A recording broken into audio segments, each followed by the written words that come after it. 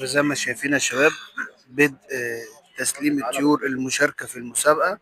المتسابق بيتكتب اسمه في ورقة وبياخد رقم، بحيث إن المحكم هيبقى معاه الرقم، مش شايف الاسم، يعني من باب برضو المصداقية والشفافية، يكون بس شايف الرقم بتاع المتسابق. كده العارضين بيبتدوا يسلموا الطيور بتاعتهم، بيحطوا يسلم الطير بتاعه في القفص. طبعا لازم من الشروط ان هو اللي بيسلمه بايده وبيحطه في القفص بايده، دي من ضمن الشروط يعني. صاحب الطير هو اللي هو اللي بيحط حاجته بايده. تمام. المحكمين ما بيمسكوش الطير نهائي، يعني ممنوع، من يعني من ضمن الممنوعات، يعني ما ينفعش يمسك الطير بايديه. وطبعا زي ما احنا شايفين كده، حالات حلوة. هو اخذ رقم. اخذ رقم بالعصفور، كل عصفور ليه رقم معاه في ايديه اهو. ما شاء الله، انا شايف عصافير جميله قوي. الناس اللي هتخش المجال الكناري جديد هنستفيد استفاده جامده قوي يا جماعه بصراحه.